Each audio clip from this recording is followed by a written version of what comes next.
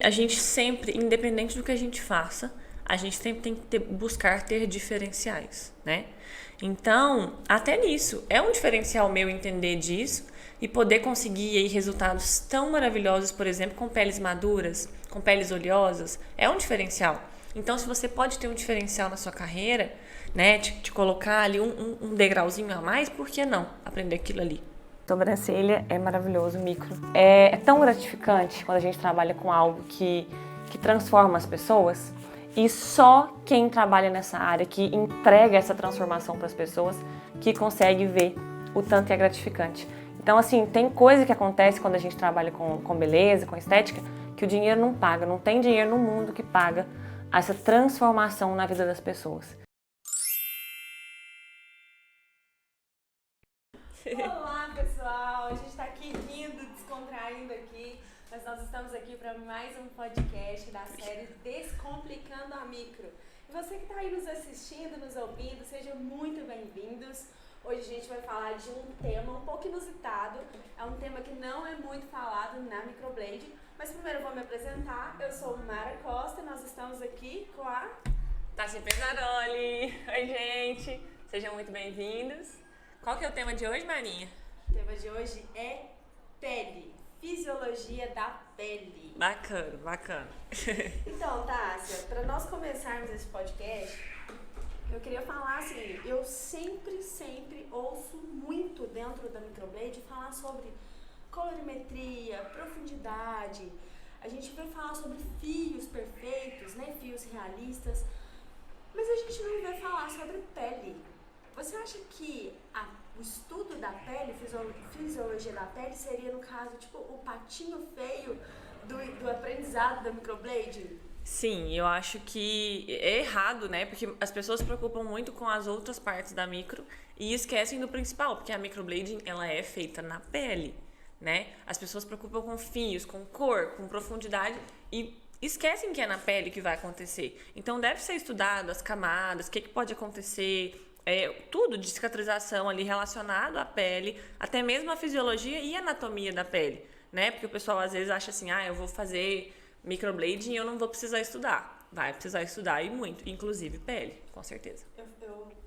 Eu chego a falar que acredito que a pele é a tela, né, da Microblade, Sim. digamos assim. A tela ali do pintor, A exatamente. tela do pintor, então é algo muito importante mesmo dentro da Microblade, né? Então, mas o que é, na verdade, o estudo da pele? O que é esse estudo da fisiologia da pele dentro da Microblade? Então, como eu falei, é na pele que a microblading vai ser feita. Então, a gente precisa estudar a pele, as camadas da pele, para a gente aprender a colocar aquele pigmento corretamente, na camada correta, senão vai dar errado. A gente precisa aprender sobre as glândulas da pele, glândulas sudoríparas, glândulas sebáceas, que vai influenciar no tipo de pele, e o tipo de pele influencia diretamente nos nossos resultados. Então, por exemplo, se eu não estudo pele, chega uma pessoa com uma pele muito oleosa para mim, mas eu não tenho conhecimento em relação a isso. Eu teria que avisar aquela pessoa como que ficaria o procedimento nela, porque a pele dela tem uma especificação de ser oleosa, mas se eu não tiver estudado pele eu não vou saber e o procedimento pode não ficar tão legal e a pessoa esperar por algo que não vai acontecer. Exatamente. Mas dentro do estudo da pele, o que engloba assim esse estudo?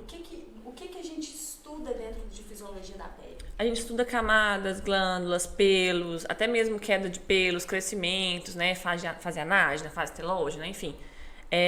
Tudo, profundidade, tudo relacionado à pele, como que funciona, até a questão da melanina na pele, né, peles mais rígidas, peles mais firmes, peles mais molinhas, mais tranquilas, que arrastam mais a lâmina. Então, tudo em relação à pele é estudado. Legal. Eu já vi você fazendo um vídeo sobre as camadas da pele, né? Que parece que a microblading, ela tem que ir somente na primeira camada da pele, não é isso? Uhum. E a gente vê muito por aí essas sobrancelhas coloridas, né? Isso tem a ver com essa camada da pele que às vezes não é atingida? Tem a ver. É porque funciona assim. O pigmento e a microblading, eles foram feitos para ficarem depositados na primeira camada da pele. E nós temos 3 camadas. A primeira é a de cima, é a mais superficial. Essa que a gente consegue ver, né, no corpo inteiro. Ela se chama epiderme. Tem a derme, que é a camada central. E tem a hipoderme, que é a mais profunda. A microblading, ela foi feita para ficar no fundinho da primeira camada. Se ela ultrapassa essa camada, o pigmento fica cinza e expande. Aí eu vejo muito isso por aí e o pessoal fica louco, né? Nossa, o que aconteceu? Camada errada, profundidade da pele errada. E agora uma pergunta até minha, eu acho que eu já te perguntei isso uma vez, há muito tempo atrás, mas não ficou gravado assim. Fisiologia da pele envolve também a questão de fototipo, Sim. Cor do pelo. Eu misturo um pouquinho essa questão. O que é? Fala pra gente o que é o fototipo e o que tem a ver o fototipo com a cor do pelo, como que funciona? Então, hoje em dia, a gente tem uma mistura muito grande de cores, né? Enfim, a gente não... Porque classificação de fototipo são só 6. Só que eu acho muito difícil a gente classificar todos os tons de pele existentes em 6 fototipos, né? Sim. Não tem como. Então, assim, antigamente o pessoal ensinava assim, fototipo 1, pessoa pele muito clara, olhos claros, cabelo claro. E fototipo 6, pessoas muito morenas, mais escuras, negras, de olhos escuros, boca escura e cabelos crespos. Mas hoje em dia a gente tem uma mistura muito grande. Sim. A gente vê as pessoas branquinhas de cabelo crespo e olhos claros, mas cabelo crespo. E a gente vê as negras lindas, né? Com cabelos crespos, escuros, mas de olhos claros, por exemplo. Né? Então saiu um pouco daquilo ali e o pessoal acaba se perdendo. E aí... a fisiologia da pele entra nisso também. Como é que são classificados esses fototipos que vai fazer interferência no resultado da microblading. Não só pela cor inicial. Por exemplo, se eu faço uma microblading numa pele mais clara, com o pelo mais escuro, vai ficar mais aparente aquilo ali, com certeza, né? Do que numa pele escura, por exemplo. Vai aparecer um pouco mais. Mas não só em relação a isso, né? O fototipo ele é importante também para a gente saber até quesito rigidez da pele. Peles mais escuras tendem a ser mais rígidas, né? Então a gente tem que usar uma lâmina às vezes mais durinha, que a gente chama de hard, para cortar realmente aquela pele. E isso aí vai depender, assim, o fototipo manda muito. Igual, como eu falei no início, né? Não adianta a gente querer classificar tudo em 6 fototipos, mas existem as diferenças de fototipos e são elas, né? Fototipo 1, pessoas bem branquinhas mesmo, aquelas galeguinhas, ruivas, loirinhas, olhos claros, né? Fototipo 2, pessoas mais como eu, muito brancas, mas já pode ter o cabelo mais escurinho, o olho escuro. Fototipo 3, um pouquinho mais escura que eu, mas ainda não é uma morena clara. Não chega a ser da minha cor. Não, é alguém que tá no nosso meio aqui, entre nós duas.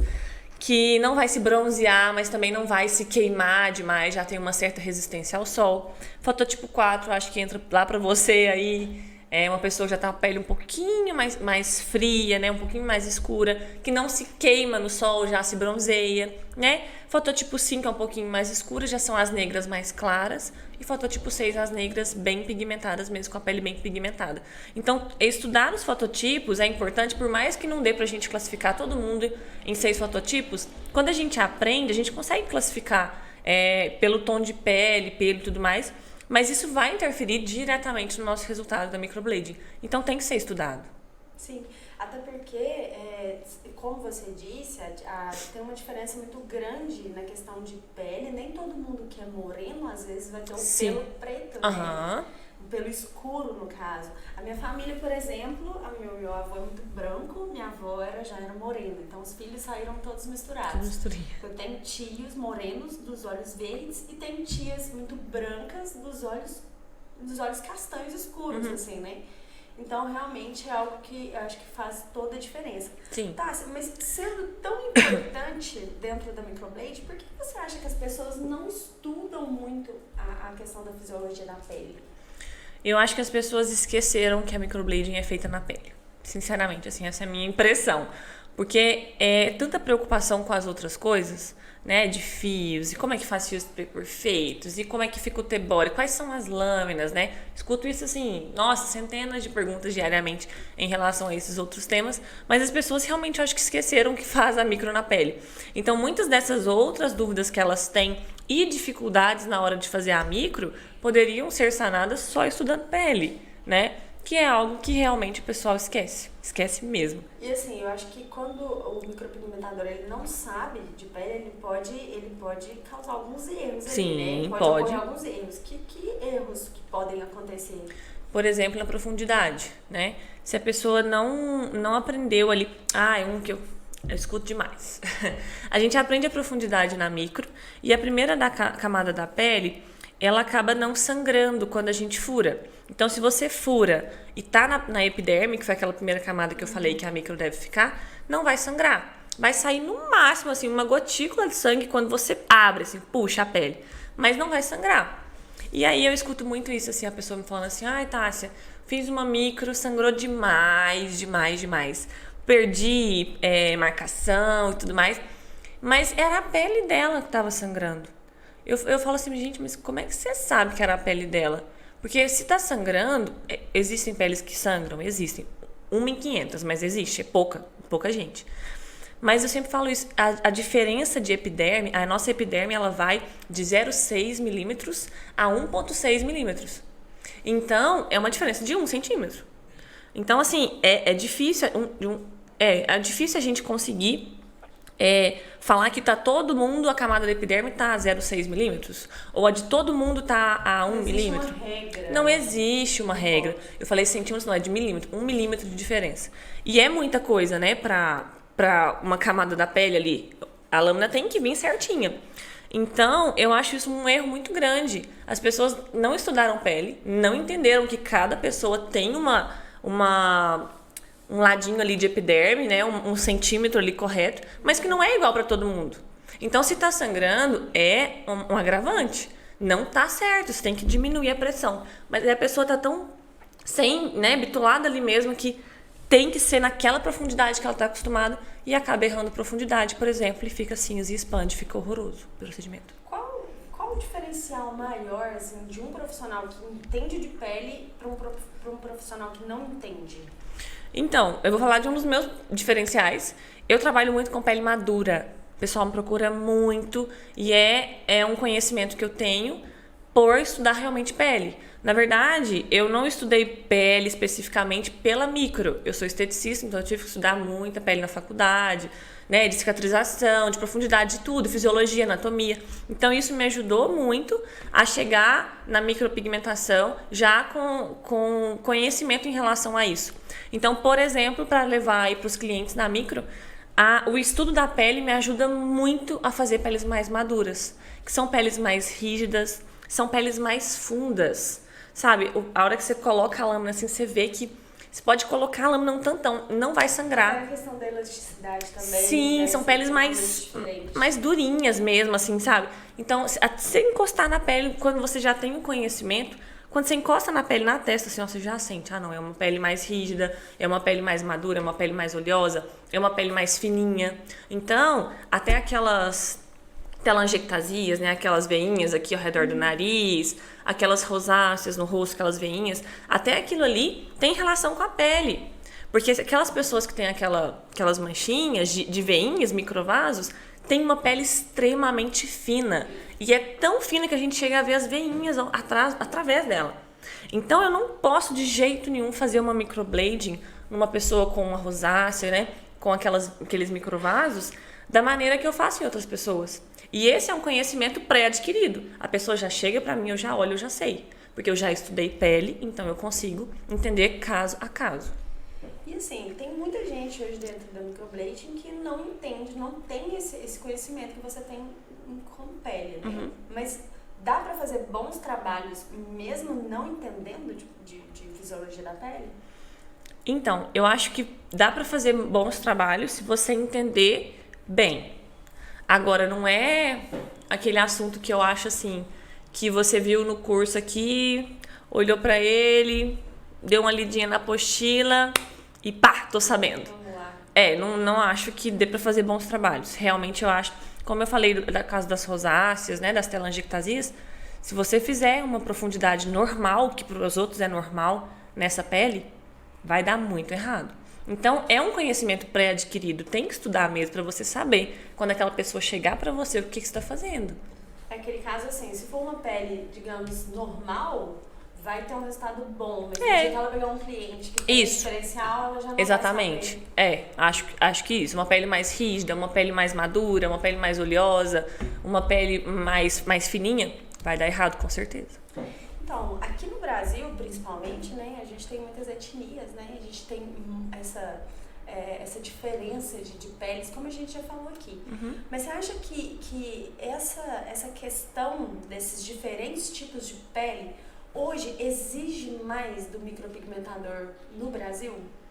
Eu acredito que sim, que deva ser mais fácil trabalhar em algum país que todo mundo tem aquele tom de pele, né? Tem alguns países aí que não dá nem sol, né? Que o pessoal é tudo muito branquinho, muito clarinho, então deve ser muito mais fácil, né? Então, eu acredito que sim, que é mais complicado e por isso também a gente tem que aprender bastante de pele, principalmente a questão dos fototipos.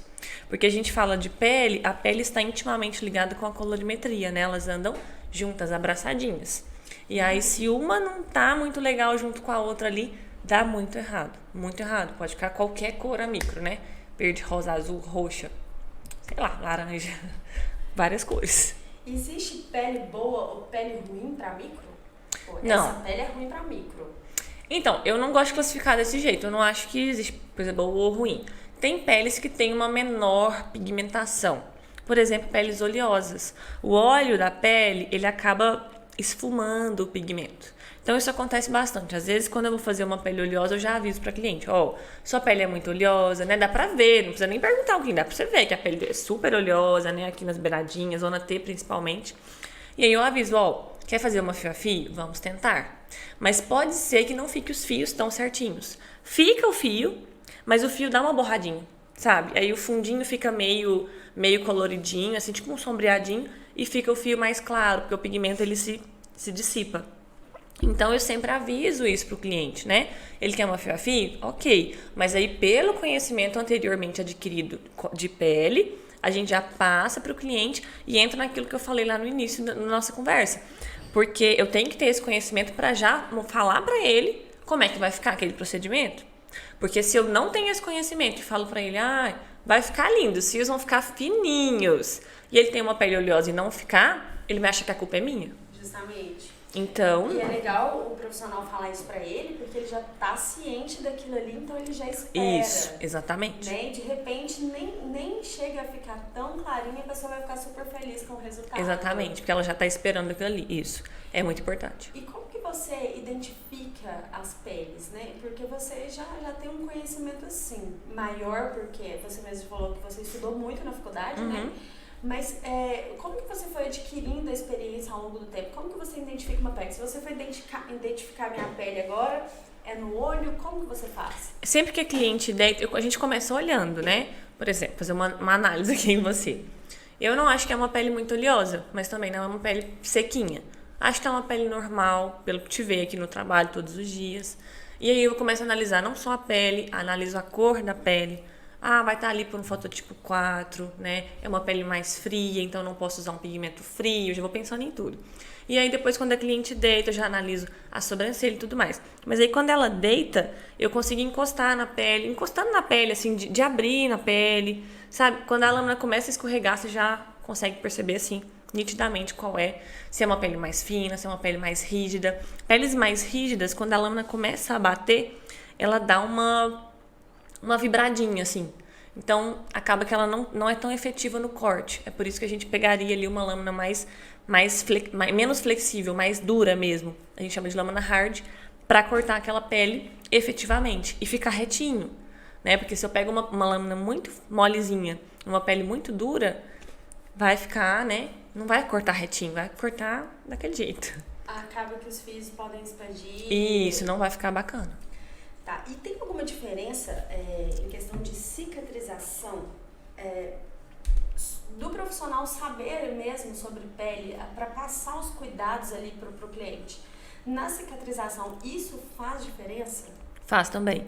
Peles oleosas, por exemplo, tendem a machucar mais, sair mais linfa, né, que é aquela aguinha que sai na pele quando a gente corta, sair mais pigmento na própria cicatrização, então é algo pra gente prestar mais atenção. Peles mais maduras, elas tendem a ter alta saturação. Então eu coloquei o pigmento, ele tende a ficar naquela cor. Então até nisso, né, tem gente que fala assim, micropigmentador, já ouvi muito isso. Eu vou colocar um pigmento mais escuro porque depois, daí 30 dias, você vai clarear. Numa pele idosa não vai clarear, vai ficar escurão. porque ela tem uma alta saturação. Você colocou ali, é uma pele mais seca. Não tem muita água, muito óleo para ficar borrocando e tirando aquele pigmento dali. Então ele entra e ele fica. Fica mesmo. Peles mais maduras tendem a durar muito mais a microblading. Então até nisso... Eu pensava que era o contrário. Pois é. Não é. Peles mais maduras, por serem mais secas, a pele... Nossa, ela agarra no pigmento, ela, abraça ele, fica ali agarradinha com ele.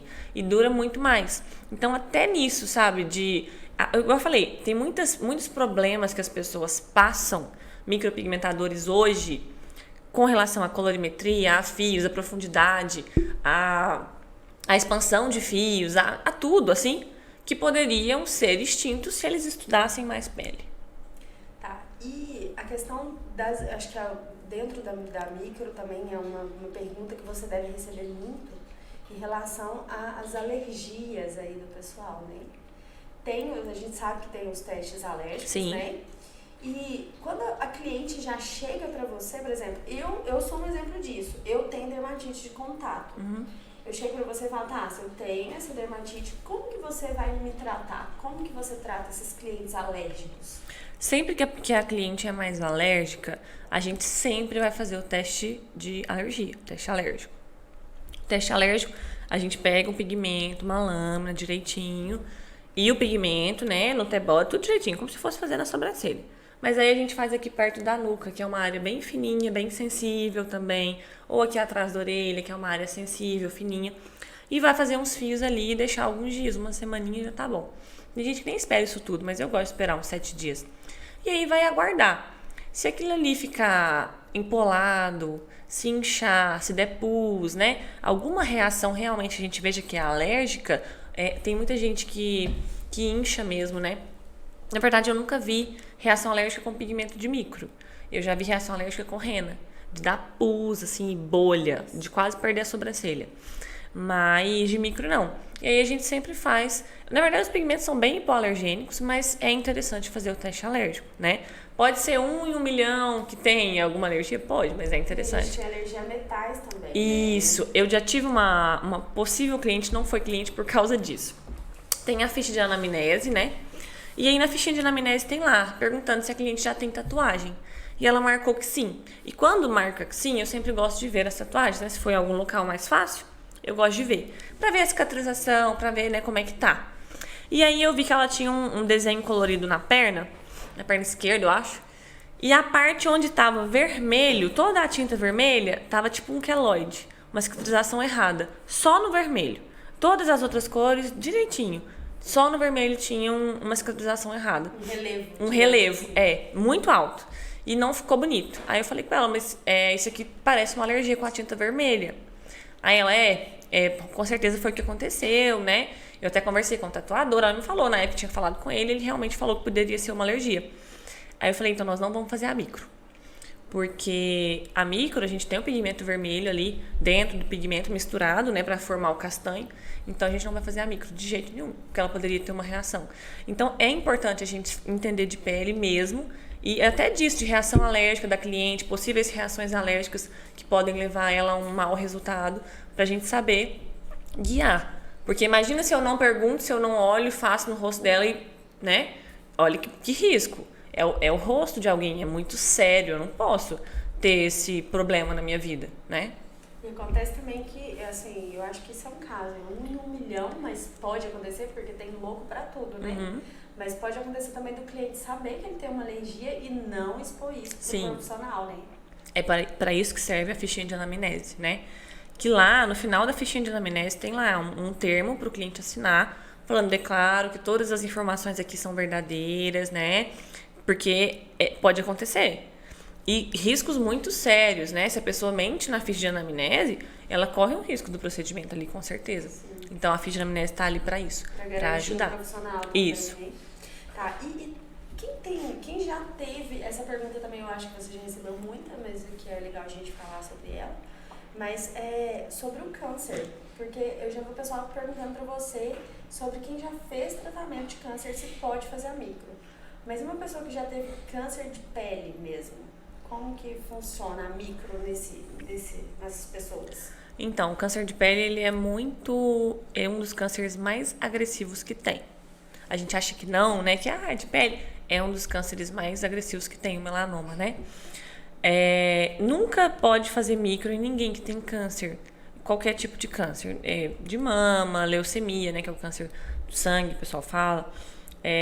De pele nenhum, nada. Pulmão, nada. Sempre, após 2 anos que o paciente termina o tratamento, ele demonstra o interesse em fazer a microblade, a micropigmentação, enfim.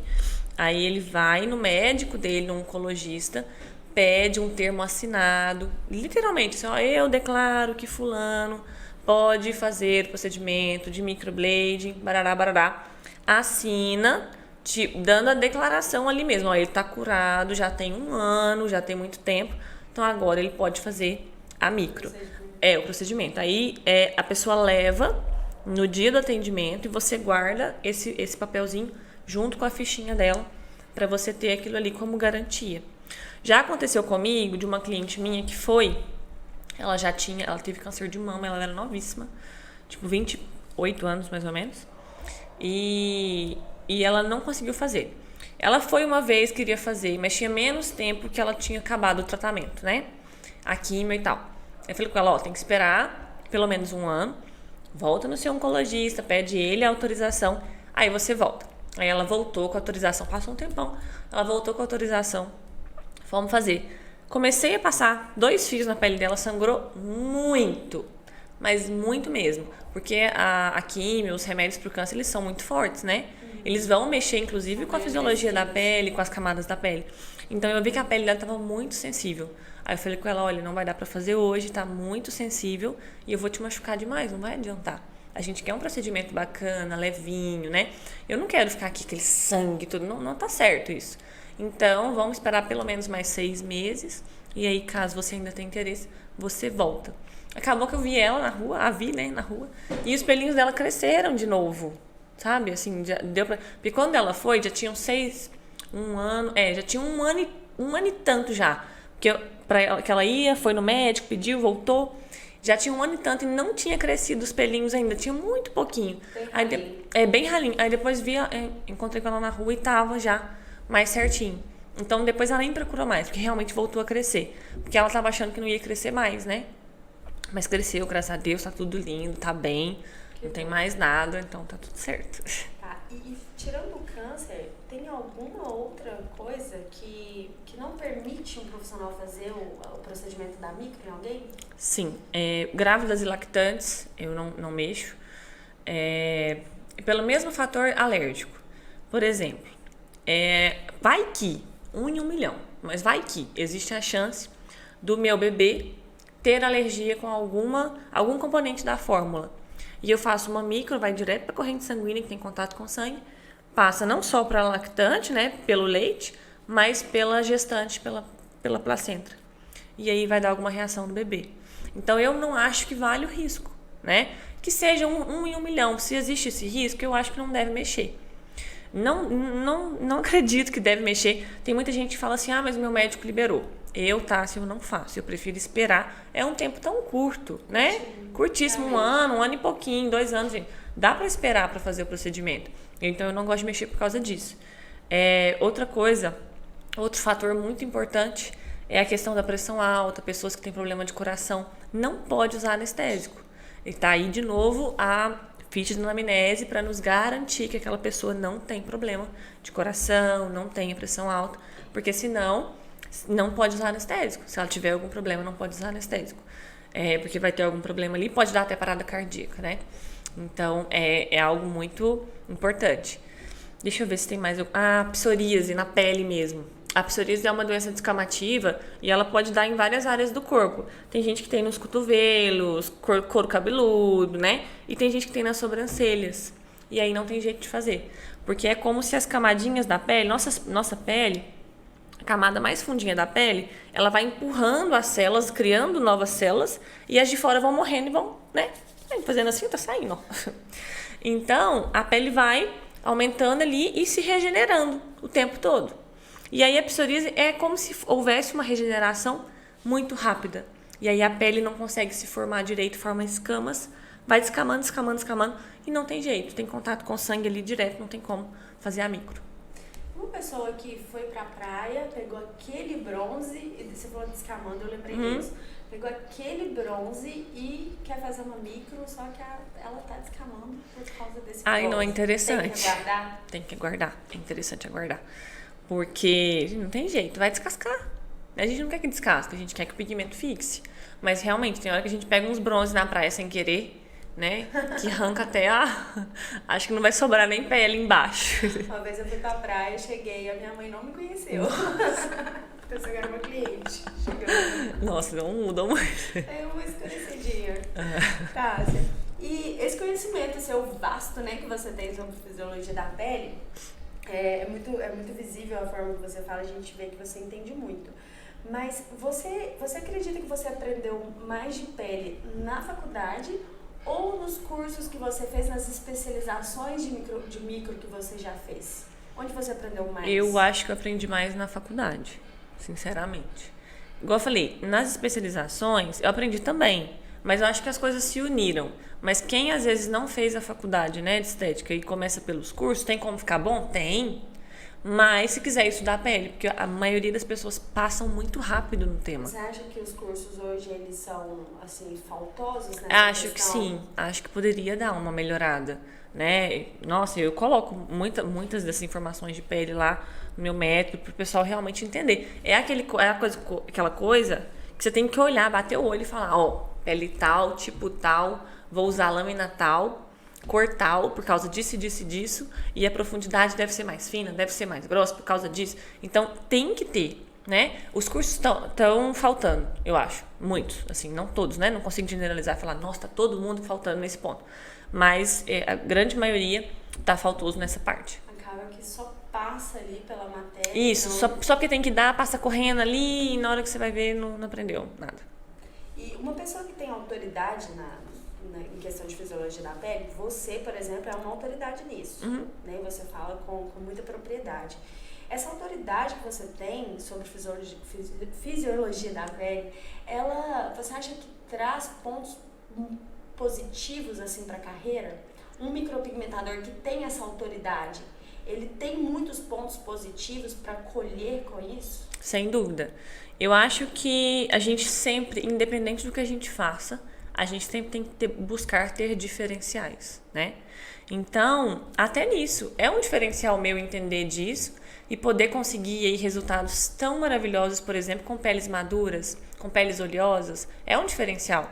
Então, se você pode ter um diferencial na sua carreira, né, te colocar ali um degrauzinho a mais, por que não aprender aquilo ali? Em questão de pele de fumante, você já falou que tem um diferencial. Qual tem é a diferença? A pele de fumante, devido à nicotina, e não é fumante, o pessoal me pergunta muito isso. Mas eu passei perto de um moço fumando na rua. Agora minha pele é de fumante. Não. Fumante mesmo, que vai todo dia, vai fumar cigarro mesmo, que tem a nicotina.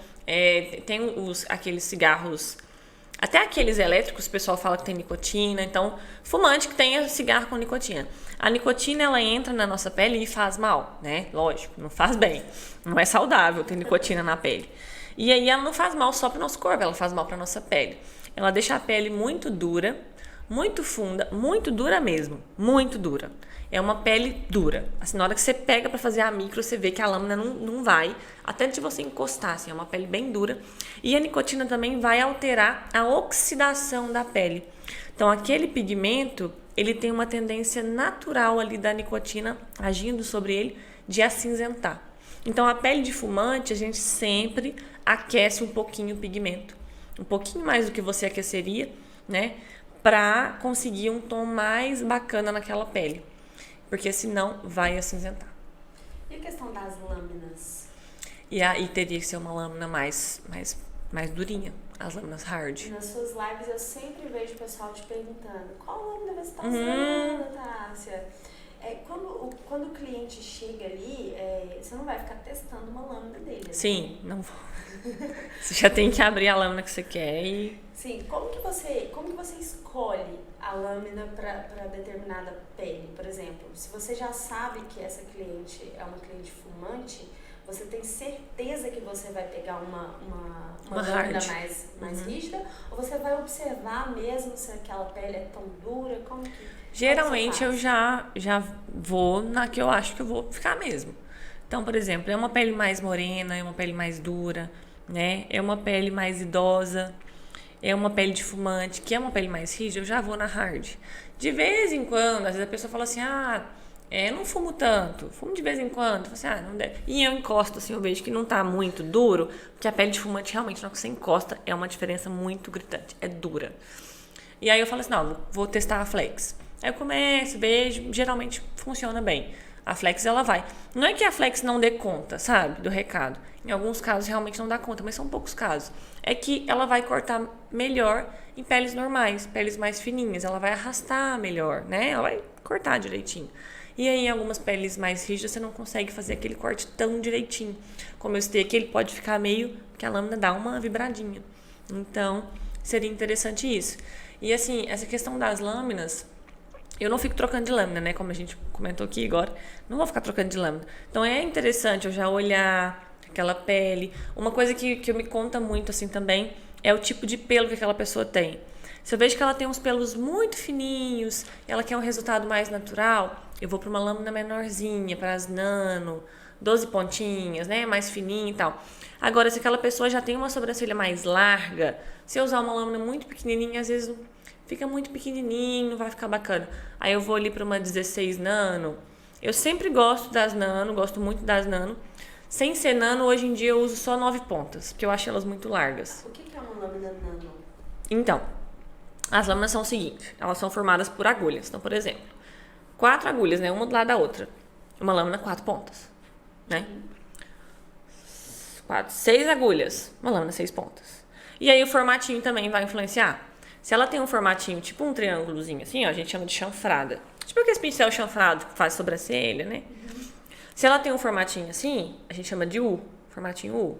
Se ela é ponta retinha, todas as agulhas chegam na mesma pontinha retinho, ela vai ser ou circular ou ponta reta normal. Ou double também, ponta reta. Então vai se especificar dessa maneira. Aí o que são as nano?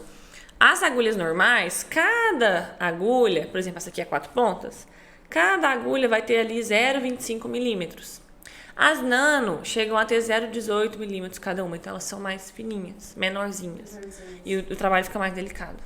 Isso, no caso, para fios realistas? É bem bacana, isso. São as ideais. Uhum.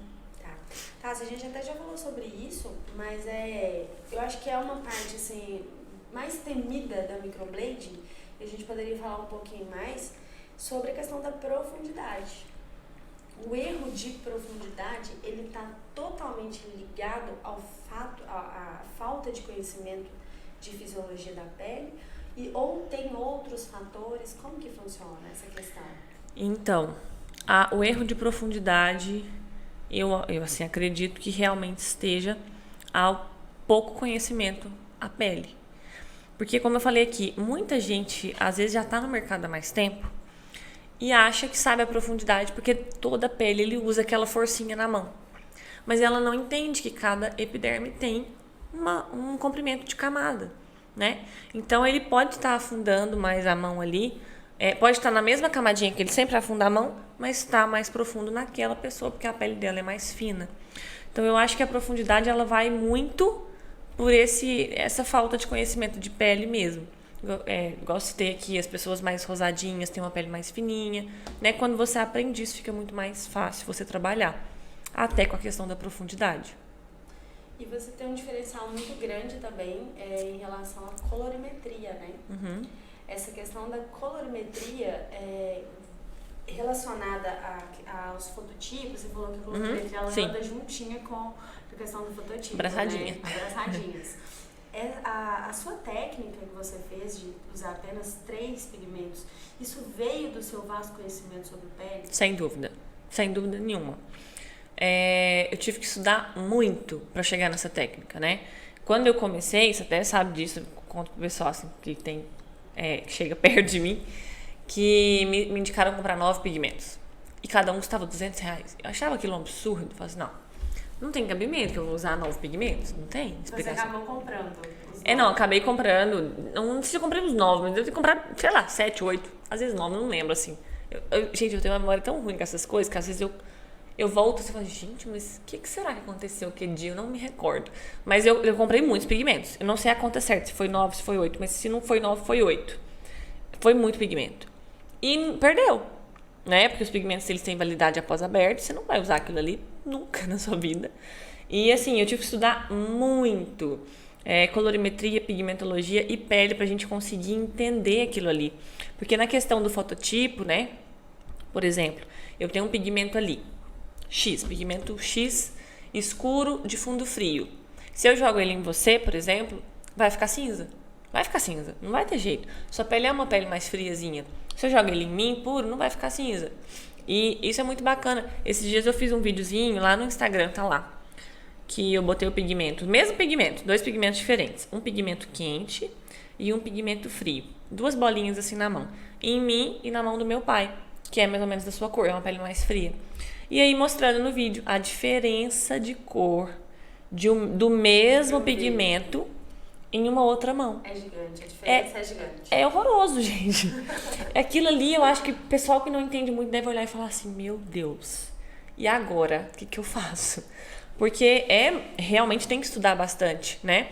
Então, assim, a colorimetria ela anda junto com a fisiologia da pele, com os fototipos, com o tom de melanina, né? Enfim, tem vários livros, vários professores hoje em dia, eu estudo muito em relação a isso, que falam diferentes coisas em relação à colorimetria. Mas todos concordam no mesmo ponto, que é exatamente esse. Que a fisiologia de todos os grandes professores do Brasil aí que eu sigo e tudo mais, concordam que a fisiologia anda do ladinho da colorimetria, né? Sempre o fototipo vai fazer diferença no tom do pigmento, com certeza. E aquilo ali vai jogar na pele, vai realçar na pele um tom bonito ou não. Legal. Então, pessoal, esse foi o nosso segundo podcast. Espero que vocês tenham gostado. É um assunto que não é muito abordado hoje dentro da Microblade, mas é de extrema importância, né, para os profissionais da micro. Com certeza. Espero que vocês tenham gostado e deixa aí a sua pergunta. Quem está nos vendo no YouTube, né? Se tiver alguma pergunta aí, pode deixar nos comentários, que a Tássia vai responder. Ela responde. É um prazer. Ela responde todo mundo, gente. Ela mesma responde, viu? Respondo. Então, pode deixar aí o seu comentário no vídeo que ela vai responder. Muito obrigada por você ter estado aqui com a gente e no próximo podcast estaremos aqui de novo para falar de um novo tema muito legal. Que eu ainda não sei qual é, eu nunca sei. Você fica fazendo misterinho aqui comigo. Eu chego aqui, dá as perguntas e pá!